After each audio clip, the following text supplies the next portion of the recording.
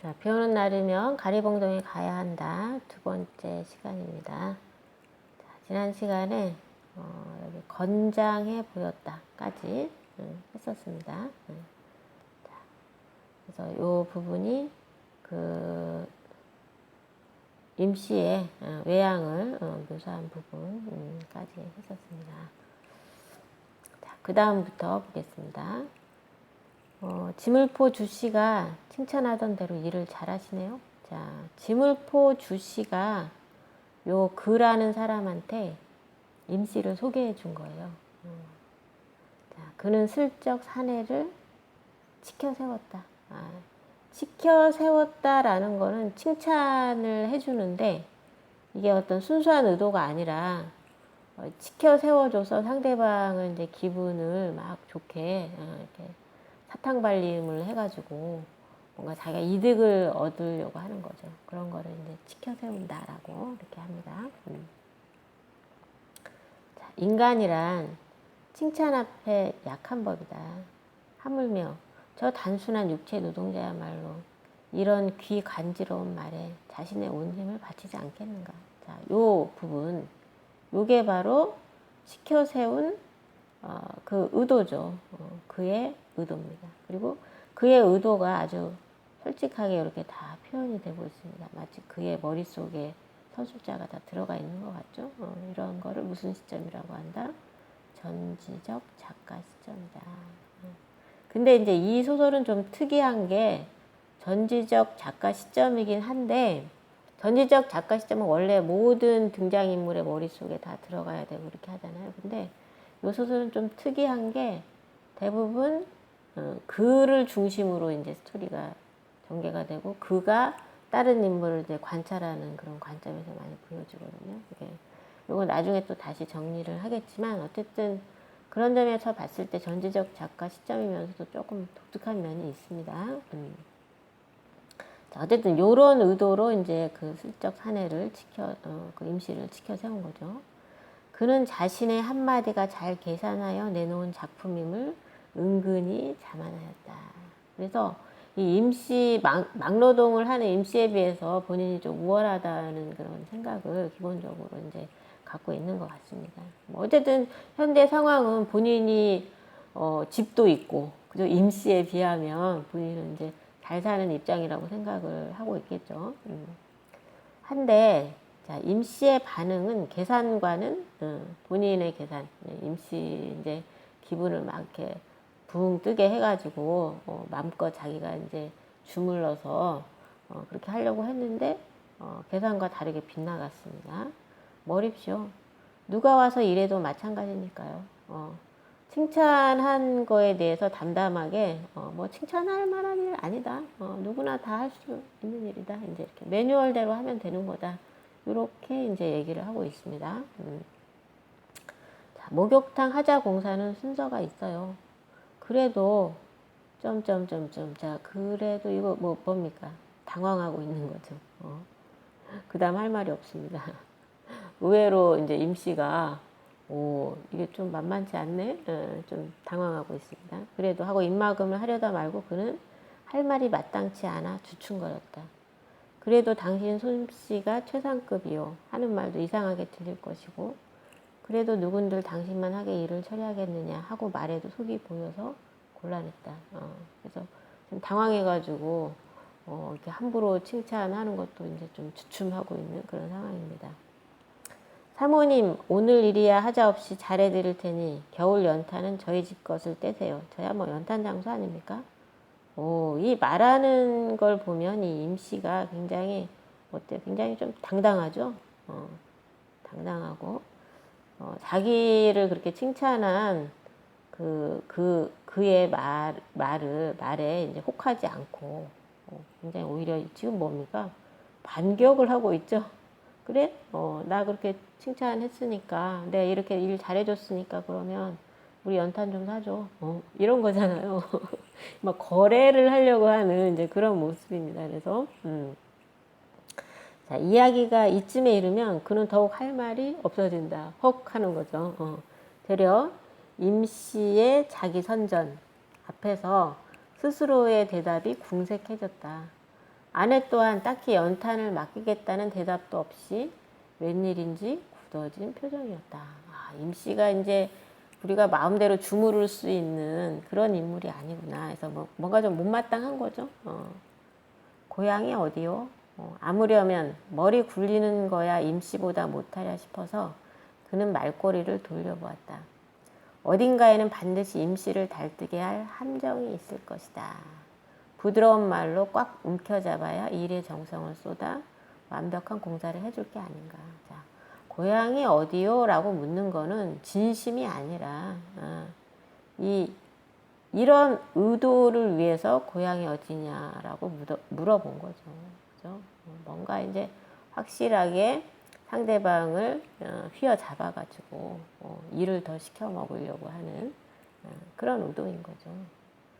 선생님도 살다 보면 이런 사람들 꽤 있어요. 뭐 일로서 잠깐 만나고 그런 이제 어떤 관계인데 되게 친절한 척하고 막 일에 관계 없는데 뭐 고향이 어디냐 물어보고 뭐 되게 친한 척합니다. 근데 꼭 나중에 이제 결정적으로 계산할 때나 이럴 때 되면 그런 어떤 아주 가벼운 친분을 이용해가지고 어떻게든 자기가 더 이득을 챙기려고 하는 그런 모습들을 좀 보여주거든요. 선생님도 이제 그 어릴 때까지는 고등학교 때까지는 제주도에서 자라가지고 되게 순박하게 자란 건데 서울에 가가지고 이제 되게 오래 살았죠. 한 30년 이제 서울하고 경기도에서 살았는데 서울 사람들이 정말 정말 깍쟁이고 요런 사람들 되게 많아요. 되게 착한 것 같은데 알고 보면 다 계산이 다 있는 거죠.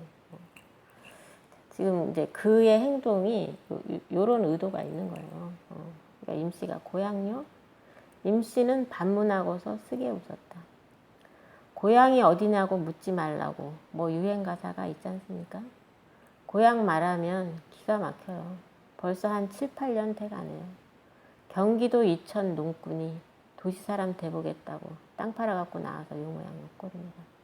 아, 그러면은 이 임씨가 원래 농부였네요. 농부였는데 지금 이제 도시로 와가지고 더 잘 살겠다고 이제 도시로 나왔는데 그만 요 모양 요 꼴이 된 거죠. 그 땅만 그대로 잡고 있었어도 자, 이 임씨의 요 대사가 굉장히 우리 이 1970년대, 80년대를 굉장히 압축적으로 잘 보여주는 그런 대사라고 할 수가 있습니다. 우리가 이제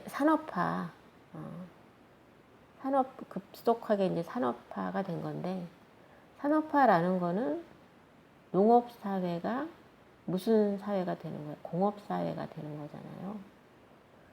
자, 농업에서 제일 중요한 사람이 농민이잖아요. 공업에서 제일 중요한 사람은 누굽니까? 노동자입니다. 그러면 어떤 국가가 산업화에 성공하기 위해서는 가장 1차적인 게 농민을 노동자로 바꿔야 돼요. 그러기 위해서는 농민들이 스스로 도시로 올라와서 노동자가 되도록 만드는 게 가장 쉬운 방법이겠죠. 그러면 어떻게 해야 농민들이 도시로 올라와서 노동자가 스스로 될까요? 농민이 가난하게 살게 만들면 되지 않을까요? 가장 쉬운 방법이죠. 그래서 실제로 6, 70년대 정부가 저고가 정책이라고 들어봤습니까? 저고가 정책이라는 걸 폈습니다. 이게 뭐냐면 쌀값을 낮게 책정을 하는 거예요. 우리가 쌀값은 그 개별 농민이 정하는 거라고 생각을 하죠, 상식적으로. 근데 실제로 그렇지 않아요. 이거 국가가 정하는 겁니다, 쌀값을.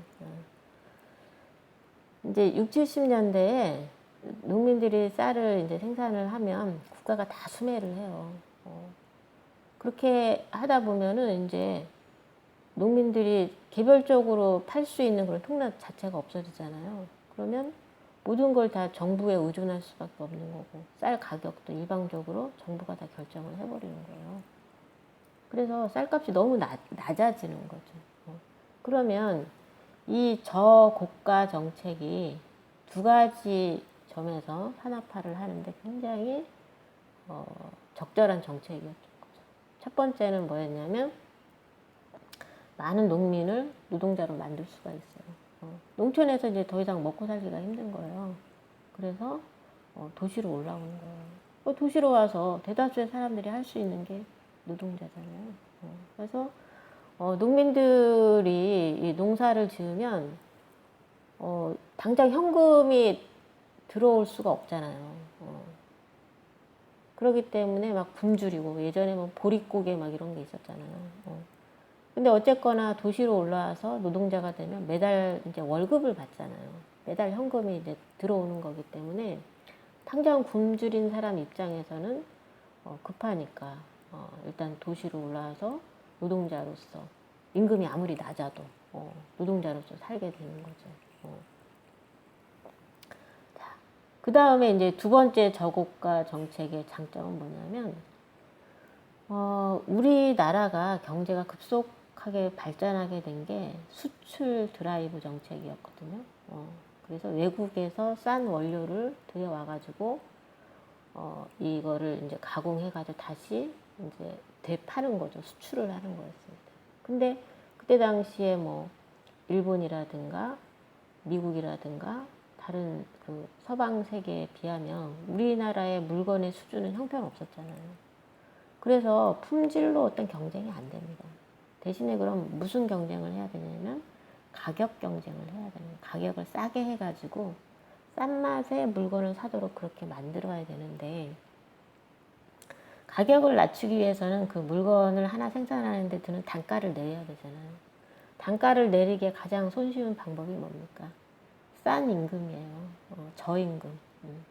싼 임금으로 그 물건을 만들어내면 되는 거예요. 자, 그러면 노동자들에게 저임금을 주면, 너무 저임금을 주면 노동자들이 굶어 죽으면 노동자가 없어지잖아요. 그죠? 그러니까 노동자들의 주식인 쌀이, 기본 주식인 쌀값이 낮으면 저임금으로도 노동자가 죽지 않고 계속 일을 할 수가 있는 거예요. 그래서 이 저고가 정책으로 인해 가지고 이 산업화가 급속도로 진전이 된 겁니다. 그래서 사실은 우리 산업화가 노동자와 농민들의 엄청난 희생을 통해서 급속한 산업화를 이뤘다라고 볼 수가 있습니다. 여러분, 그 백남기 농민이라고 혹시 기억납니까? 백남기 농민. 박근혜 정부 시절에 백남기 농민이 물대포 맞아가지고 사경을 헤매다가 결국은 이제 몇 년 후에 돌아가셨는데, 이 백남기 농민이 왜 돌아가셨는지, 물론 물대포 맞아서 돌아가셨지만 왜 그 시위에 나갔는지 혹시 알아요? 이 백남기 농민이 요구했던 게 쌀값 올려달라고 하는 거였어요. 쌀값 올려달라고 시위하러 나갔다가 이 물대포 맞고 돌아가신 거였거든요. 이때 이제 그 당시에 박근혜 정부 시절에 농민들이 이제 주장을 했던 게 다른 물건 가격들은 다 올라가는데 쌀값은 여전히 몇십 년 전이나 지금이나 똑같다. 쌀값 올려달라. 그걸 요구하는데 그냥 물대포 맞고 이렇게 돌아가셨던 거죠. 어쨌든 지금은 이제 쌀값이 많이 올라갔습니다. 과거에 비하면. 지금 정부에서는 쌀값 많이 올려줬습니다. 어쨌든 이 저고가 정책에 의해서 이제 이렇게 된 겁니다. 그래서 이 임씨라는 사람도 원래 농부였습니다. 농부였는데 이런 산업화 과정 속에서 도시로 올라와가지고 지금 이제 뭐 제대로 된 노동자라고 하기도 힘든 상황이죠. 그냥 막노동을 하고 있는 그런 상황이고, 굉장히 이제 그 규칙적인 어떤 월급을 제대로 받는 그런 사람이 아니라 이런 사람들은 이제 도시 빈민이 돼버린 거예요. 노동자보다 더 힘든 도시 빈민으로서 살게 된 거죠. 그렇다면 그 당시에 아, 그 당시에 이제 돈을 많이 벌었던 사람들은 누구였을까요? 돈을 많이 벌었던 사람들은 이 싼 임금으로 해가지고 공장 돌려가지고 수출했던 그 당시에 사장님들 사장님들은 막 진짜 떼돈을 벌었던 거죠. 그러면서 갑자기 부자가 된 사람들을 우리가 졸부라고 합니다. 졸부. 졸부들이 많이 생겨났던 겁니다. 그리고 땅 팔아갖고 나와서 요매한 옷걸이입니다. 그 땅만 그대로 잡고 있었어도 이거는 또 무슨 얘기냐면 이제 그 산업화가 되면서 옛날에 농사 짓던 땅들 위에다가 이제 막 도시가 새로 만들어지고 거기에 막 공장도 막 새로 만들어지고 막 이렇게 되는 거, 회사도 막 만들어지고 그러면 이제 땅값이 엄청 올라가는 거예요. 땅값이 무려 막 1000배까지도 뛰었습니다. 그래서 이제 이 사람이 이 얘기를 하는 거예요. 땅 팔아갖고 그 땅만 그대로 갖고 있었어도 그냥 앉아서 부자가 되는 건데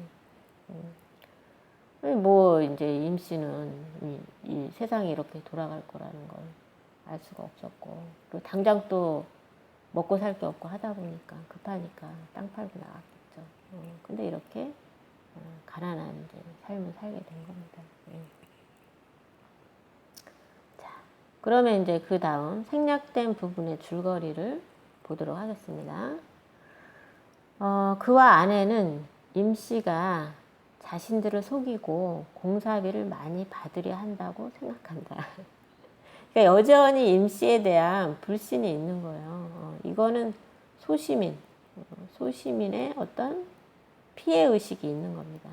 그동안 막노동하는 사람들한테 이제 본인들이 많이 당했다고 생각하는 그런 게 있는 것 같아요.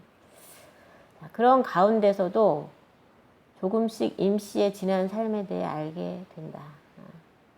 여기서 이제 뭐 고향이 어디고 물어보다 보니까 이제 그런 얘기를 알게 된 거죠. 자, 공사가 끝나갈 무렵 임 씨는 수리할 곳이 더 있으면 고쳐주겠다고 한다. 그러면 이거는 서비스를 해주겠다는 얘기인가요? 아니면 일거리를 더 달라, 그리고 돈도 더 달라 이런 뜻일까요? 자, 그래서 아내는 그런 임 씨를 믿지 못한다. 그러나 그 아내는 가끔 물이 새는 옥상을 이번에 수리하기로 하고 큰 결심을 하는 거죠. 임 씨를 의심쩍은 임 씨를 갖고 임 씨에게 옥상 방수 공사를 부탁한다. 임 씨는 군말 없이 일을 시작한다. 그래서 그 다음 이제 스토리가 전개가 됩니다.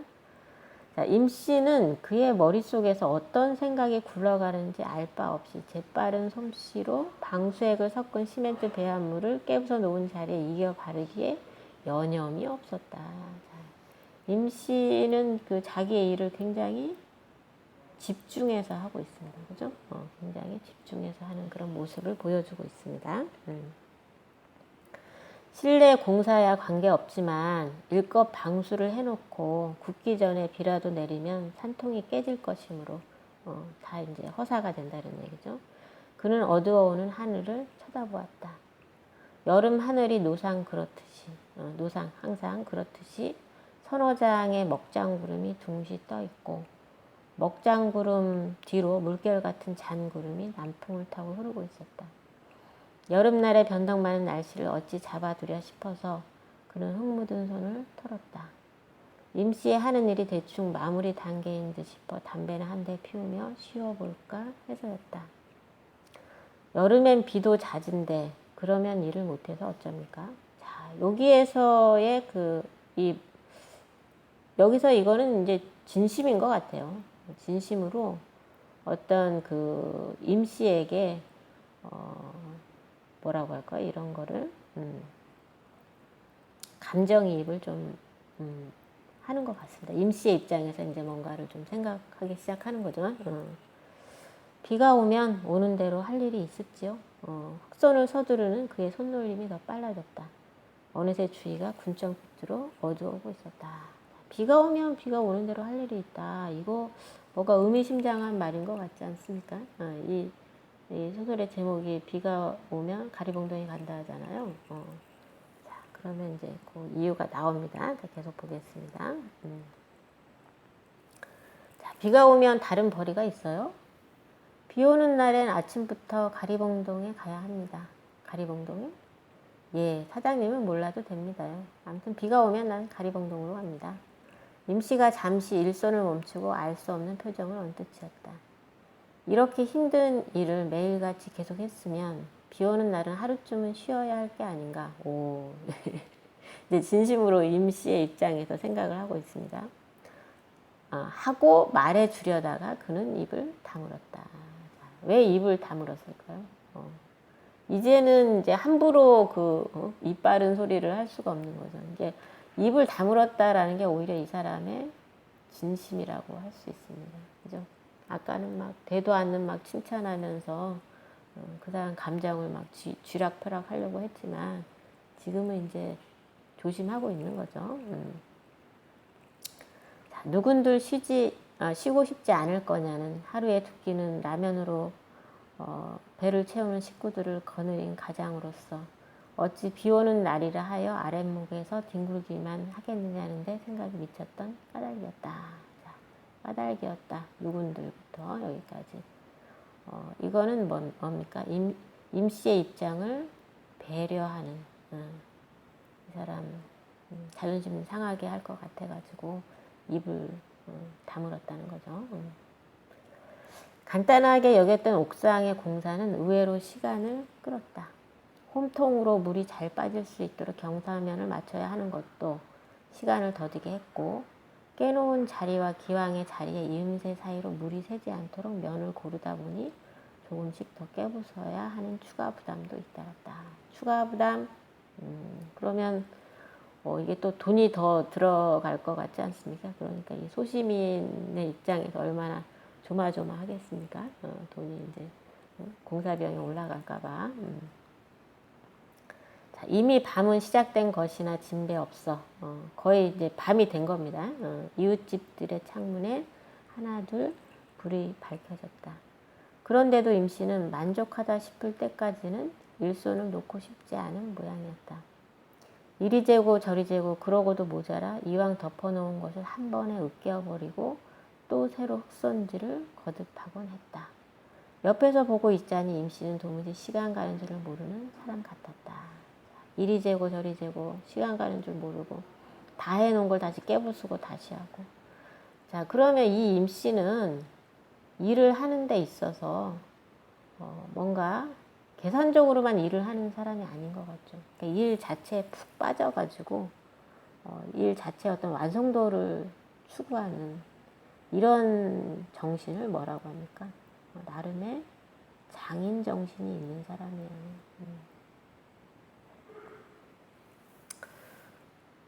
과거에 농부였잖아요. 그 농부들은 농사를 하면서 자기의 그 농작물에 대한 애정이 있잖아요. 자기 자식처럼 키운다라고 하지 않습니까? 기본적으로 그런 농사일을 했던 사람으로서 또 다른 일을 하지만 그 기본적인 태도가 여기에서도 이제 좀 드러나는 것 같다는 생각이 들어요. 그죠? 몇 번씩이나 옥상에 얼굴을 디밀고 일의 진척 상황을, 일이 어떻게 진행되는지를 살피던 아내도 마침내 질렸다는 듯 입을 열었다. 대강 해두세요. 날도 어두워졌는데 어서들 내려오시라고요. 다 되어갑니다, 사모님. 하던 일이니 깨끗이 손봐 드려야지요. 하던 일 깔끔하게 끝까지 마무리하겠다. 역시 장인 정신이죠. 자기 일에 대한 어떤 완성도를 생각하는 거죠. 다시 방수액을 부어 완벽을 기하고 이음새 부분은 손가락으로 몇 번씩 문대어 보고 나서야 임씨는 허리를 일으켰다. 임씨가 일에 몰두해 있는 동안 그는 숨소리조차 내지 않고 일하는 양을 지켜보았다. 저 열 손가락에 박인 공의의 대가가, 공이라는 건 어떤 굳은 살, 굳은 살의 대가가 기껏 지하실 단칸방만큼의 생활뿐이라면 좀 너무하지 않나 하는 안타까움이 솟아오르기도 했다. 자, 이게 저부터 오르기도 했다. 요거는 임씨에 대한 뭡니까? 연민이죠, 연민. 그래서 1980년대에 정말 열심히 일을 하고 성실하게 살지만 가난한 사람이 그렇게 많았습니다. 그래서 임 씨가 이제 그런 성실히 일하지만 항상 가난하게 살아야만 했던 그런 당시의 그런 어떤 서민들의 삶을 보여주는 그런 어떤 전형적인 인물이라고 할 수 있습니다. 목욕탕 일도 그러했지만 이 사람의 손은 특별한 데가 있다는 느낌이었다. 자신이 주무르고 있는 일감에 한치의 틈도 없이 밀착되어 날렵하게 움직이고 있는 임 씨의 열 손가락은 손가락 이상의 그 무엇이었다. 처음에는 이 사내가 견적대로의 돈을 다 받기가 민망하여 우정, 일부러 지연해 보이는 열정이라고 여겼었다. 옥상 일의 중간에 잠시 집에 내려갔을 때 아내도 그런 뜻을 표했다.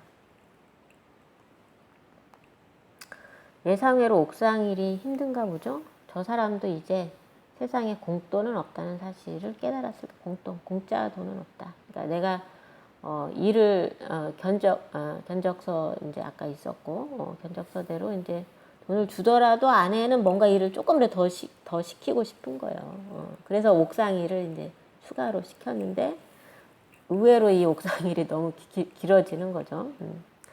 자, 하지만 우정 지연의 열정으로 단정한다면 당한 쪽은 되려 그들이었다. 그러니까 간단하게 일 좀 더 시켜 먹으려고 했는데 너무 일이 커진 거예요. 밤 8시가 지나도록 자벽부, 어떤 그 보조 노릇에 시달린 그도 고생이었고, 일부러 만들어 시킨 일로 심적 부담을 느끼기 시작한 그의 아내 역시 안절부절 못했으니까. 의외로 이제 일이 커져가지고, 이제 막 거금을 요구하면 어떻게 해야 되나, 이제 이 소시민이 이제 막 안절부절하고 있는 겁니다. 아내는 기다리는 동안 술상을 보아놓고 있었다. 손발을 씻고 계단에 나가 옷의 먼지를 털고 들어온 임씨는 8시가 넘어선 시간을 보고 오히려 그들 부부에게 미안해하였다. 시간이 벌써 일이 되었남요? 우리 사모님 오늘 너무 늦게까지 이거 고생이 많으십니다요. 사장님이야 더 말할 것도 없고 참 죄송하게 되었습니다. 자, 여기서 사과하는 이 모습. 자기가 일을 너무 성실히 하다 보니까 이렇게 된 거잖아요. 근데 죄송하다고 오히려 이제 어떻습니까? 참 이 사람의 품성이 훌륭하다. 그죠? 그런 거 알 수 있습니다. 예의 바르고. 안방에서 아이들을 보고 있던 노모가 이제 그의 어머니죠. 노모가 대신 임씨의 노고를 시야에 주었다. 젊은 사람이 일도 엄청 잘하네. 늦으면 내일 하고 쉬었다 하면 좋을 끼고만 일 무서운 줄 모르는 걸 보이. 앞으로는 잘 살게요. 자, 요거는 덕담이라고 하죠. 덕담. 앞으로 이제 잘 살 거다. 이렇게 좋은 말을 해주는 걸 덕담. 자, 노모의 덕담을 임씨는 무릎을 꿇고 두 손을 짚은 채 들었다. 어떻습니까? 굉장히 공손하고 예의 바른 그런 인물이라는 거 알 수가 있습니다.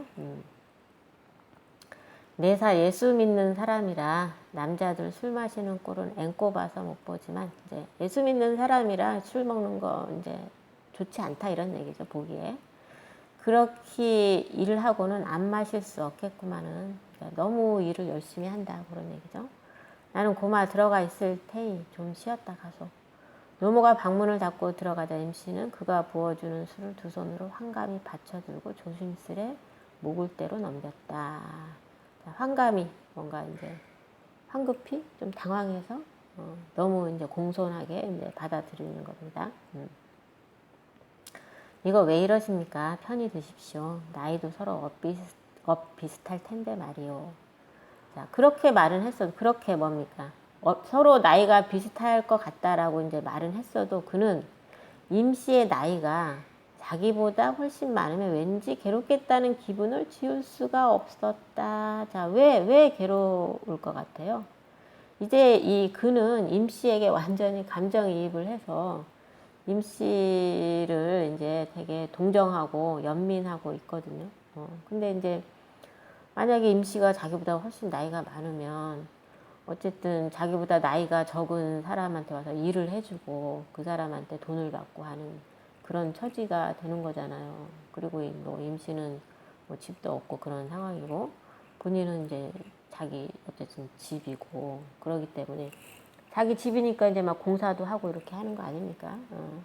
그래서 어쨌거나 지금 처지가 임씨에 비하면 자기가 훨씬 나은 처지인데 자기가 나이도 더 어리다. 그러면 아무래도 이제 임씨한테 미안한 거죠. 그죠? 근데 이제 이런 생각을 하는 걸 봤을 때 이 그라는 사람은 지금 어쨌든 임씨에 대한 그런 배려를 하고 있다라고 볼 수가 있습니다. 그죠?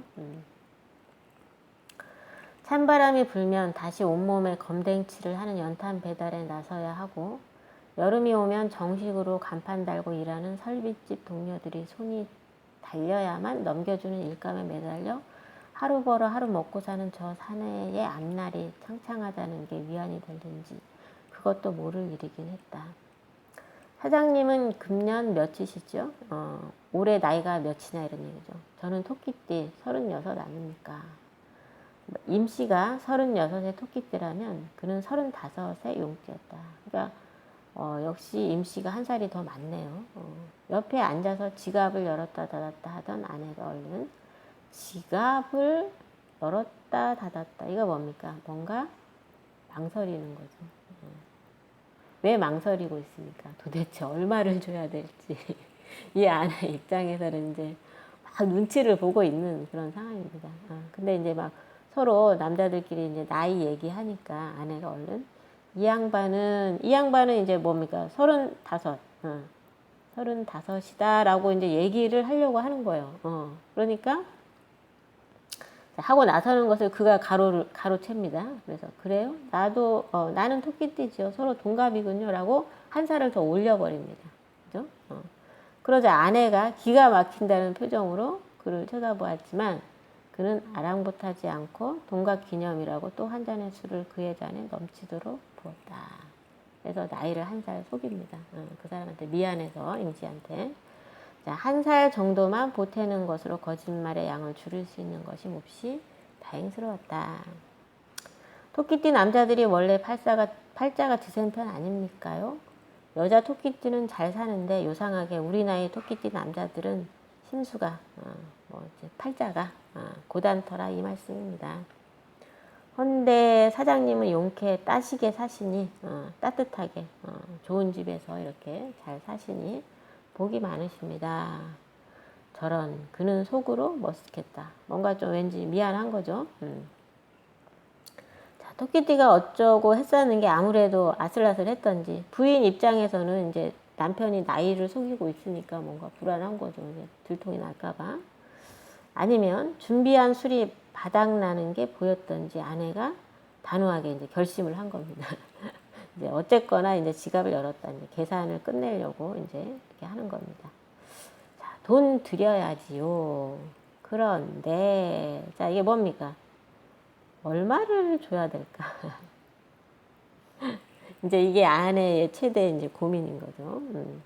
자, 아내는 뒷말을 못 잇고 그의 얼굴을 물끄러미 올려다 보았다. 자, 이제 남편의 눈치를 보고 있는 겁니다. 근데 이제 사실은 이 아내의 의도는 뭔가 보수를 깎으려는 그런 의도인 것 같아요. 조금 더 어떻게든지 깎아보려고 하는 그런 의도인 것 같습니다. 그래서 그는 술잔을 들어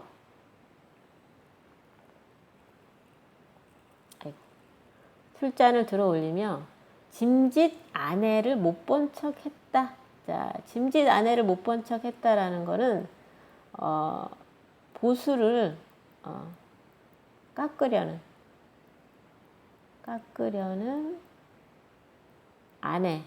아내가 어떤 겁니까?